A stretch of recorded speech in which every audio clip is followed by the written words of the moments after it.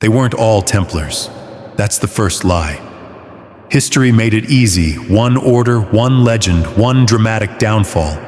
But there were others. Rival orders, hidden orders.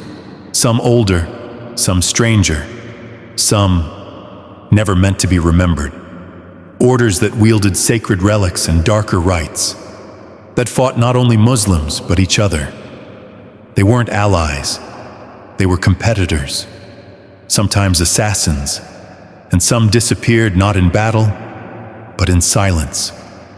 Wiped from the ledgers, scrubbed from the scrolls, not because they failed, but because they saw too much. What if the real secret of the Crusades isn't what we remember, but who we forgot? So let your armor fall quiet now. Let the chanting monks fade into the dust, because we're about to leave the battlefield and step into the archives, where silence speaks louder than swords. The Crusades were never clean. We like to picture them that way, knights in white cloaks riding into deserts with righteous fire and polished steel. But the truth was far messier.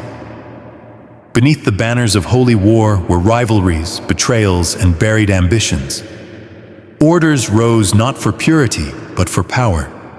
And some, perhaps too many, fell not on foreign soil, but by the hands of their so-called brothers. Most people know the Templars. Some have heard of the Hospitallers, maybe the Teutonic Knights. But scattered across Europe and the Levant were others, dozens more. Orders sanctioned by kings, tolerated by popes, and feared by those who understood their real purpose. Some healed, some hunted, some vanished. Others were absorbed, renamed, rewritten into different stories. They didn't just fight enemies, they competed for relics, lands, influence. Their symbols were erased, their archives sealed, and sometimes they simply stopped appearing in the records, like ghosts learning how to stay hidden. This is not just a story of forgotten names. It's a story of lost authority, of power that changed hands too quietly, of battles that never reached the history books. If you thought you knew who controlled the Crusades, you might have only read the version someone wanted you to see. Before we venture further into the shadows, take a moment to subscribe so you never miss a secret that history has tried to forget. You step into a world already on fire. The First Crusade had succeeded in a way. Jerusalem was seized, crosses were hoisted, and new kingdoms had been carved out like meat at a royal banquet. But beneath the hymns of victory, the noise of ambition was louder. Everyone wanted a piece of the Holy Land. Not just pilgrims and popes, but mercenaries, nobles, and fanatics. And not all of them played for the same team. From the outset, the Crusader states were unstable constructs. Edessa, Antioch, Tripoli, Jerusalem, fragile kingdoms built atop ancient ruins and surrounded by enemies.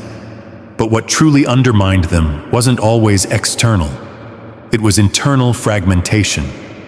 Factions of knights, local lords, and church representatives competed for resources, titles, and theological dominance.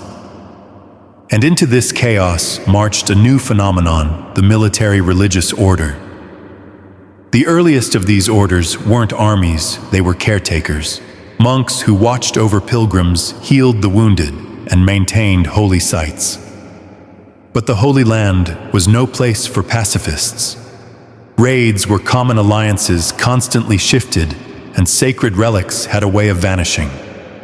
By necessity, or perhaps by design, these caretakers evolved into warriors.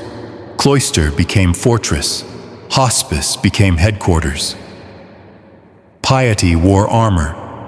One historical fact remains stark: the Church, especially under Pope Innocent II, granted sweeping privileges to these emerging orders.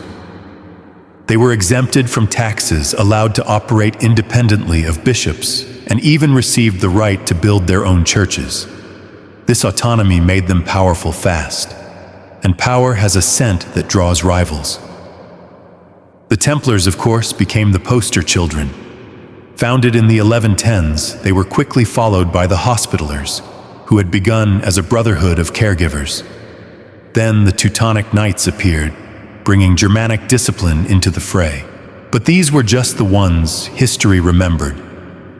Others, smaller, more localized, or politically inconvenient, received less fanfare. Orders like the Calatravans, the Santiago Knights, the Holy Sepulchre, and more obscure groups like the Lazarists, each carved out its own jurisdiction, its own set of rules, its own alliances, sometimes with the Pope, sometimes with kings, sometimes with whoever paid best.